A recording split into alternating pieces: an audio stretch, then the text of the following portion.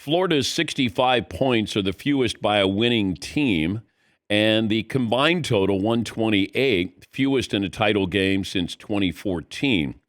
Also, this is just the second title game in the last 35 years decided by 2 points or less. The Duke Blue Devils beating Butler in 2010 was also a 2-point margin. Ooh! Ow! Stat of the day! Stat of the day! Stat of the day! Stat of the day! This is the stat of the day!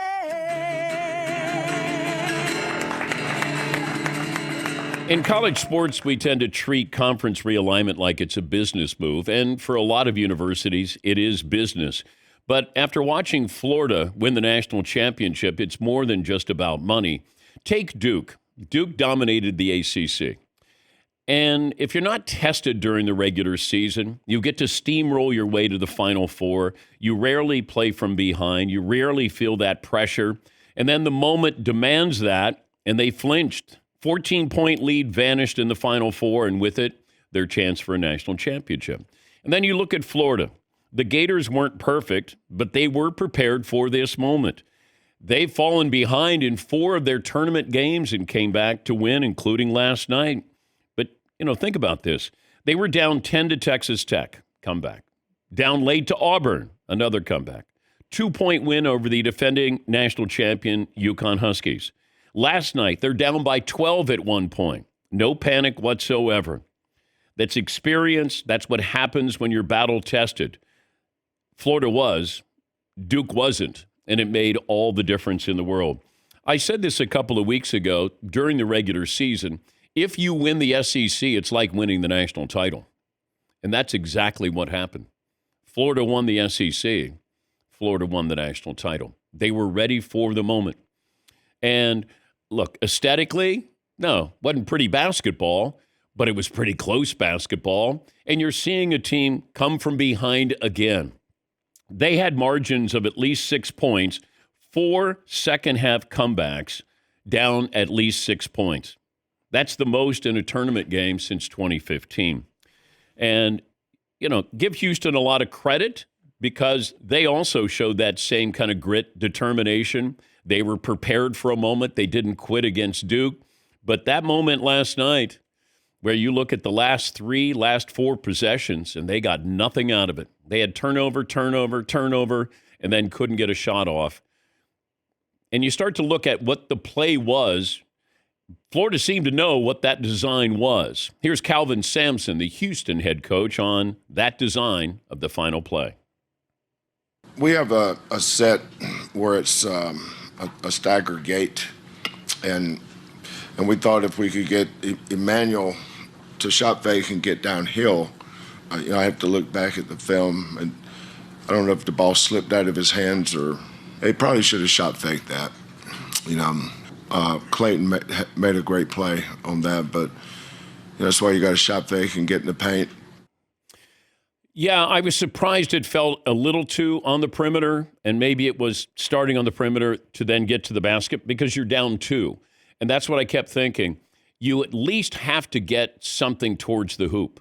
Don't settle for a three-pointer to try to win the national championship. And I don't know if that was the play, but Florida knew what the play was going to be because they blew it up right away. So give credit to Florida.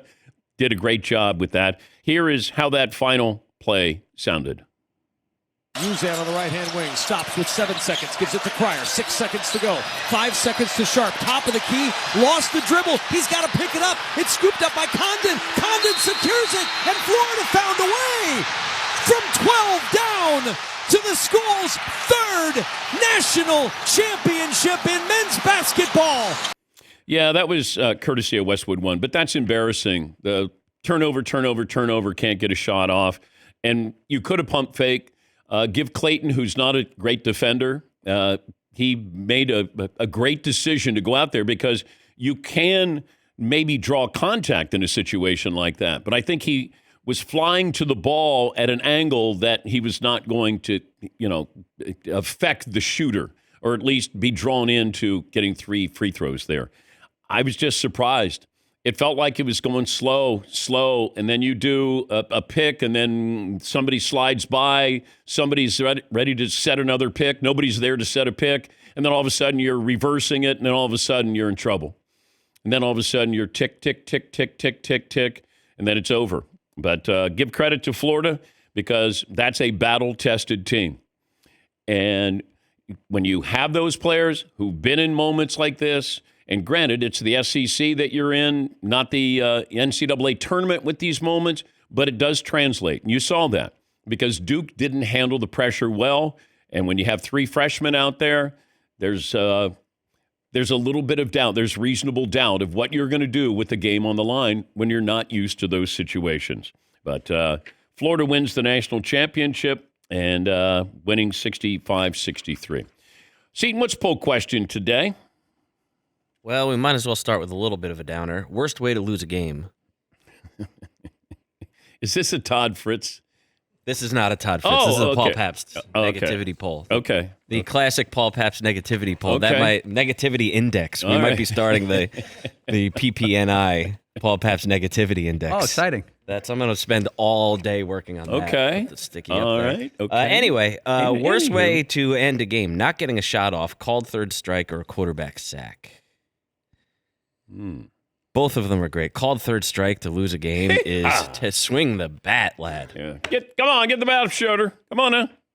Yeah, Paul. What really hurts beyond the loss, obviously, if you're a Houston fan, is not even the hope of a shot going up. Not even because that wins it. If it hits, it wins it at the buzzer. Not even getting a shot off. Or like a Bengals fan, you had a chance to win the Super Bowl and a sack. Your quarterback doesn't even get downfield with a throw. Like, which is more painful? Well, there's no guarantee that. Now, granted, with Joe Burrow, would he have hit Jamar Chase? They would have won the Super Bowl. Yes, that appears to be according to what the film shows.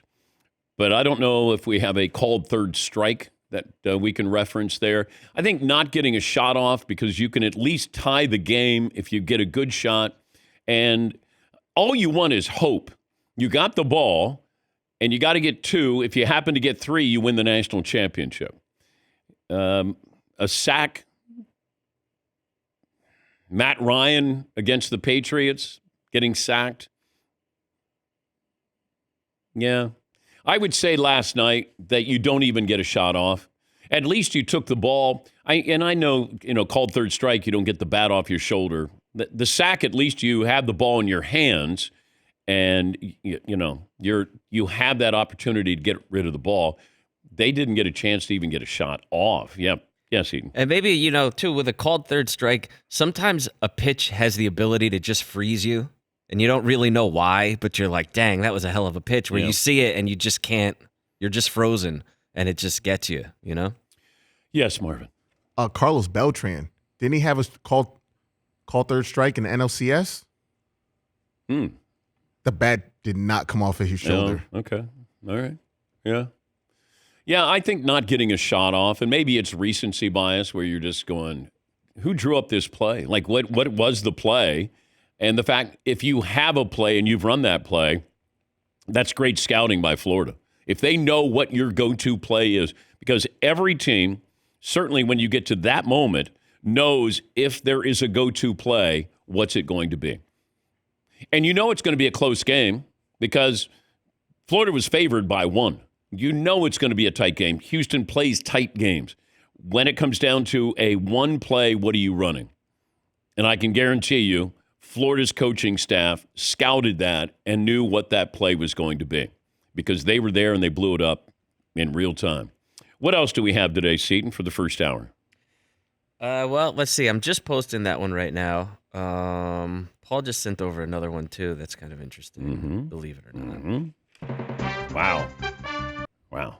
Should the NCAA tournament also give out an award for the finals MVP? Instead of the most outstanding player? Well, they give out the most outstanding player, and maybe you do that. But then should there also be a final MVP?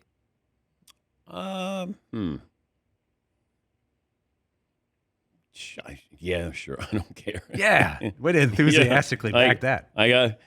Would Walter Clayton Jr. III he wouldn't have won the most valuable player last night. but he was the most outstanding player. Yes, Todd? Do we do best second half team? Give Florida even another trophy because they were the best second half team down the stretch? What, Paul? Walter Clayton got the mop, but Will Richard from Florida would have got MVP of the final, which would be kind of a cool award to have because it's kind of overlooked his night. He should have stepped up earlier.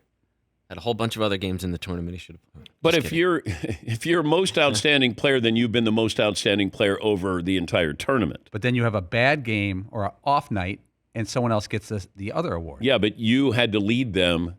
Without you, they don't get to there. Right. So you're the most outstanding player. Yeah. Sure. If you want to have another award, sure. I think that they're probably satisfied with winning the national championship. I don't know if Will Richard is going, I should have been MVP. I think he's okay.